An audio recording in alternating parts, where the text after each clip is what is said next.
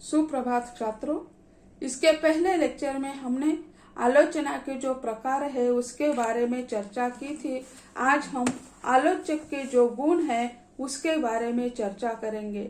आलोचक के गुण यानी आलोचना करने वाला जो आलोचक है तो उसमें कौन से गुण होने चाहिए इसके बारे में आज हम चर्चा करेंगे।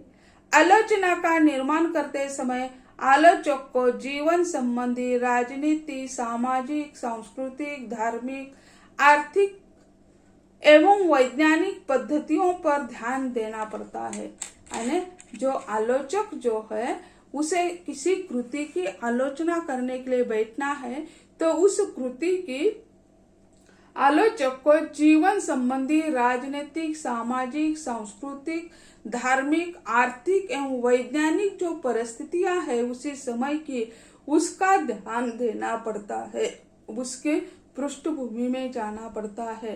युग धर्म से प्रस्तापित होकर व्यक्तिगत धारणाओं और पूर्वग्रहों से दूर रहकर निष्पक्ष भूमिका से आलोचना का निर्माण करना पड़ता है। यानी वो जो आलोचक होता है उसे यानी उसके मन में उस आलोचक के बारे में यानी पूर्व ग्रह नहीं होने चाहिए। जो कृतिकार होता है उसके बारे में उसके मन में कोई भी यानी अलग भाव नहीं होना चाहिए। इसी कारण निष्पक्ष भूमिका से यानी उसे आलोचना का निर्माण करना पड़ता है।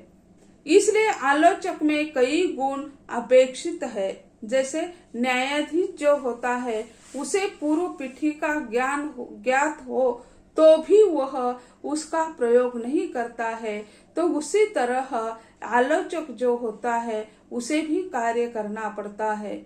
जबकि आज के वैज्ञानिक युग में कवि और कलाकारों की संख्या बढ़ रही है, तब आलोचक की जिम्मेदारी चौगुना बढ़ गई है। जैसे आजकल जैसे हम देखते हैं साहित्य एक बाढ़ की तरह आता हुआ दिखाई देता है, तो हर एक कृति की आलोचना करना बहुत कठिन होता है। उसका काम बढ़ गया, आलोचकों का कार्य चौगुना हो गया, दुगुना नहीं तो चौगुना हो गया है। कलाकार और पाठक के बीच बढ़ते हुए व्यवधान को दूर करते हुए उनके बीच एक स्वस्थ दृष्टिकोण की स्थापना करना आवश्यक होता है। यह कार्य करने के लिए आलोचक में सहानुभूति पूर्वक दृष्टिकोण, साहस, अंतर्दृष्टि, अतीत का ज्ञान, वर्तमानकालीन समस्याओं का परिणाम, सौंदर्य अनुभूति की शक्ति और संवेदनशीलता, अध्ययन एवं मननशीलता का होना अत्यंत आवश्यक है। आलोचक के गुणों पर विचार करने से जो गुण ज्ञात होते हैं वे इस प्रकार है। तो आलोचना करने वाला जो आलोचक होता है वह यानी जैसे हम देखते हैं नीर, क्षीर, विवेक जैसे उनकी ज्ञान होना चाहिए। दूध का दूध और पानी का पानी करने की उनकी यानी क्षमता होनी चाहिए। तो ऐसे यानी निर्णायक पक्ष यानी लेने वाला होना चाहिए। तो उनका पहला गुण जो है सहृदयता। सहृदयता किसके प्रति? उस कृति के प्रति सहृदयता। आलोचक के प्रति नहीं, जो कृतिकार है उसके प्रति नहीं, जो कृति है उनके सामने आलोचना करने के लिए उसके प्रति सहृदयता से पेश आना चाहिए आलोचक को। सहृदयता आलोचक का आवश्यक गुण है। भारतीय काव्यशास्त्र के अनुसार कोई भी व्यक्ति बिना सहृदय हुए काव्य का आस्वादन नहीं कर सकता। यानी उस कृति से जब तक आप तन्मय नहीं हो सकते तब तक उस कृति का आनंद आप नहीं ले सकते, यानी रसमग्न यानी रसास्वाद उसका नहीं कर सकते हैं। सहृदय होने से ही वह कृति का सही विवेचन कर सकता है। यानी जैसे कहते हैं ना, व्यक्ति कितना भी कठोर हृदय वाला क्यों न हो, एक बार पिघल ही जाता है। पत्थर कितना भी कठोर हो लेकिन यानी धूप हो, बारिश हो, उससे वह यानी फिर क्या पिघलता रहता है, उसका आयु कम होती जाती है। तो उसी तरह यानी जो आलोचक है वह यानी सहृदय होना चाहिए, तभी वह उस कृति का सही मूल्यांकन कर सकता है। मुक्त हृदय से काव्य कृति में तन्मय होकर गुणों पर रिझता हुआ जो आलोचक अपनी आलोचना प्रस्तुत कर सके वह सहृदय आलोचक है। आलोचक के मन में रचनाकार तथा रचना के प्रति श्रद्धा, सहानुभूति तथा आदर की भावना होनी चाहिए। यानी आलोचक के यानी वह सहृदयी आलोचक होना चाहिए और आलोचक के मन में रचनाकार तथा रचना के प्रति श्रद्धा, सहानुभूति तथा आदर की भावना होनी चाहिए। यानी उस रचना के प्रति उसके मन में आदर होना चाहिए और तभी वह क्या हो सकता है, सहृदयी आलोचक बन सकता है। और आलोचक का दूसरा गुण जो है वह है विस्तृत ज्ञान। ज्ञान को हम एक सीमित कटघरे में बांध तो नहीं सकते, लेकिन जिस कृति की हम आलोचना कर रहे हैं उस कृति के बारे में तो विस्तृत ज्ञान होना चाहिए। यदि आलोचक को आलोच्य विषय तथा लोक और शास्त्र का व्यापक एवं सूक्ष्म ज्ञान न होगा तो वह वर्ण विषय की बारीकियों को समझ नहीं पाएगा। यानी जिस कृति की वह आलोचना कर रहा है तो उसके बारे में उसे सूक्ष्म अध्ययन होना चाहिए, सूक्ष्म ज्ञान होना चाहिए। उसमें गुण दोष निकालना तो दूर की बात है, आलोचक का इतिहास, दर्शन, काव्य शास्त्र, समाज शास्त्र आदि का विस्तृत ज्ञान ही उसे आलोचना की विविध भूमियां प्रदान कर सकता है और कृति की विशेषताओं का विवेचन करने में सहायक हो सकता है। अतः विषय का सांगोपांग विवेचन करने के लिए आलोचक का ज्ञान विस्तृत होना आवश्यक है। यानी उसके बारे में उसे सोचना चाहिए, देखना चाहिए, यानी उसके बारे में विस्तृत ज्ञान होना चाहिए, तभी वह यानी क्या कर सकता है, सही आलोच्य कृति निर्माण कर सकता है। निष्पक्षता, सहृदयता के साथ साथ निष्पक्षता के मेल के बिना आलोचक किसी कृति की आलोचना में न्याय नहीं कर सकता। परिचितों और आत्मीयों की कृतियों में उसे गुण ही गुण दिखाई देंगे और अन्यों की कृतियों में दोष अधिक और गुण कम दिखाई देंगे। यानी किसी आलोचक के पास कई कृतियां आलोचना के लिए चली गई तो कोई उसे पहचान वाला होता है, कहीं मिले हुए है या कोई उसके खत के द्वारा उसके साथ संबंध स्थापित होता है तो उसके प्रति सहृदयता दिखाई देगी। लेकिन दूसरा कोई है, उसका संबंध नहीं है, उसकी काव्य कृति का या साहित्य का यानी साहित्य की समीक्षा करते समय उसके मन में अलग भाव होता है। इसी कारण यानी उसमें यानी क्या होता है, दोष ज्यादा, परिचित जो नहीं है उसमें दोष ज्यादा दिखाई देते हैं और परिचित जो है उसमें ज्यादा गुण दिखाई देते हैं। इसी कारण यानी निष्पक्ष भाव से यानी आलोचक को कार्य करना पड़ता है। आलोचक को न्यायाधीश के समान निरक्षीर विवेक होना पड़ता है। आलोचक को न्यायाधीश की तरह निरक्षीर विवेक यानी दूध का दूध और पानी का पानी करना चाहिए। आलोचक का यह गुण उसकी सूक्ष्म बुद्धि और चरित्र दोनों से ही संबंध रखता है। पाश्चात्य आलोचना शास्त्र में आलोचक के इस गुण को बहुत महत्व दिया है। यानी पाश्चात्य साहित्य शास्त्र में यानी निष्पक्षता के लिए यानी ज्यादा महत्व दिया गया है, क्योंकि यानी वह न्यायाधीश की तरह होता है, निरक्षीर विवेक बुद्धि से वो काम कर देता है। और तीसरा जो अगला जो गुण है वह है स्वाभाविक प्रतिभा। स्वाभाविक प्रतिभा के अभाव में कोई भी आलोचक आलोचना के क्षेत्र में कभी भी सफल नहीं हो सकता। जैसे विस्तृत ज्ञान उसकी एक गुण माना है, उसी तरह स्वाभाविक ज्ञान भी होना चाहिए।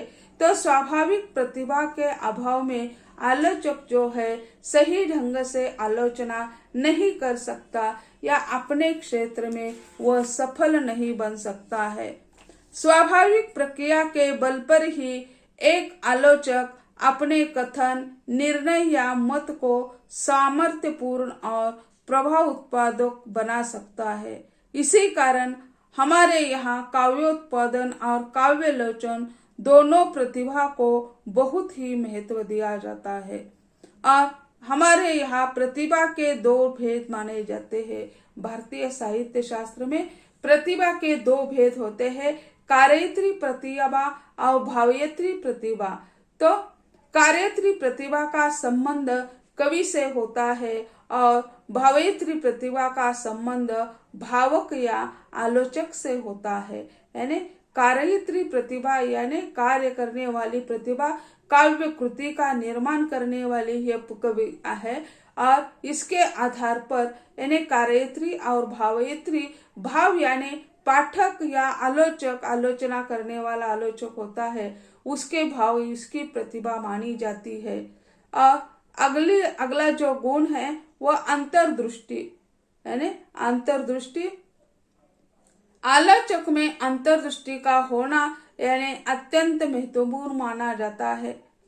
अंतर्दृष्टि की विशेषता बहुत कुछ जन्मजात कही जा सकती है, किंतु शिक्षा और अभ्यास आदि से आलोचक की यह विशेषता विकसित हो जाती है। यानी जैसे हम देखते हैं, यानी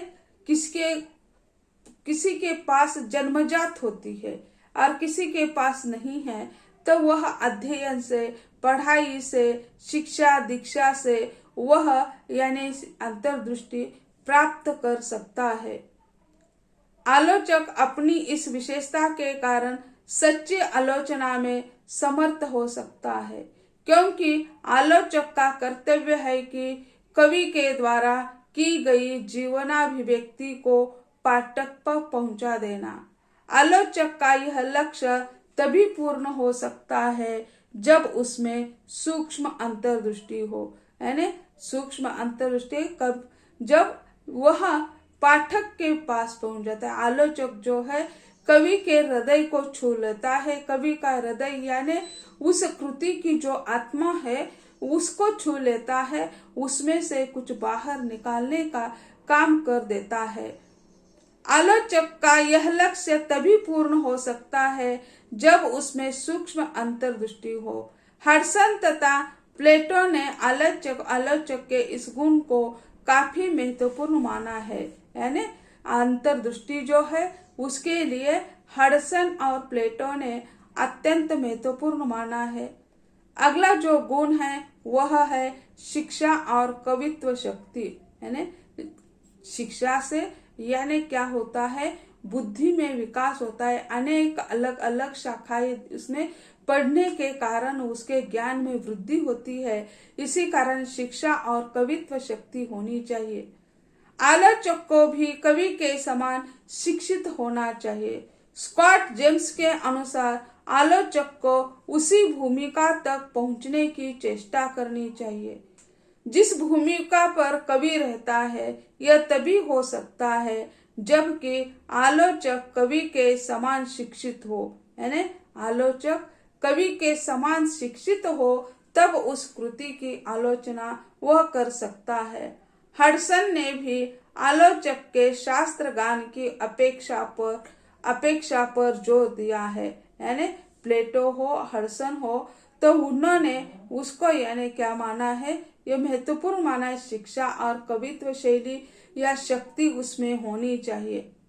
अनेक विचारकों ने यह भी माना है समालोचक में भी कवि की तरह कवित्व शक्ति होनी चाहिए। यानी जैसे जिस कृति को कवि की कृति की आलोचना कर रहे हैं, तो वह आलोचक है, उसके पास भी कवित्व शक्ति होनी चाहिए। जॉनसन ने तो यहाँ तक कहा है कि कवियों की आलोचना केवल कवि ही कर सकते हैं, केवल वे ही कवि जो काव्य रचना में श्रेष्ठ समझे जाते हैं। हडसन ये कवि है, तो उन्होंने कहा है कि यानी कविता हो, कोई अलग साहित्य हो, तो उसकी धरती पर अलग अलग प्रकार के साहित्यकार है, वही कर सकते हैं। कविता की अगर आलोचना करना है तो आलोचक का हृदय कवि का होना चाहिए, यानी वह कवि होना चाहिए, तभी वह सच्ची आलोचना निर्माण हो सकती है। ऐसे या उसको वे केवल वे ही कवि जो काव्य रचना में श्रेष्ठ समझे जाते हैं, यानी उनकी दृष्टि से अलग होगी, लेकिन उसे तो अंतरात्मा तक पहुंचने का हक होता है। इसी कारण यानी हडसन ने कहा है यानी कवि ही यानी उस काव्य कृति की आलोचना करना चाहिए। तो छात्रों, आज यही हम कहते हैं। अगले लेक्चर में अगला जो हिस्सा है उसके बारे में चर्चा करेंगे। धन्यवाद।